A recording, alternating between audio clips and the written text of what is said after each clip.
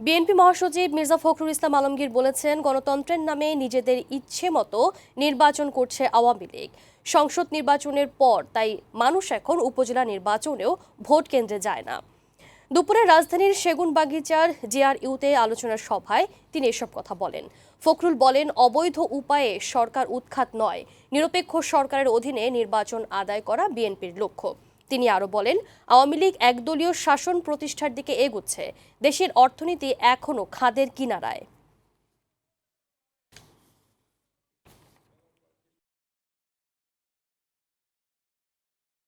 যে নির্বাচনে কোনো প্রতিযোগিতা নেই, যে নির্বাচনে কোনো পরিবর্তন আসবে না, যে নির্বাচনের মাধ্যমে শাসক গোষ্ঠী তার ক্ষমতাকেই আবারও প্রতিষ্ঠিত করবে, সেই নির্বাচনে গিয়ে কি লাভ? চূড়ান্ত বিজয়ের জন্য এই জনগণকে সত্যিকার অর্থেই সংগঠিত করে তাকে রাস্তায় নেমে সোচ্চার হতে হবে।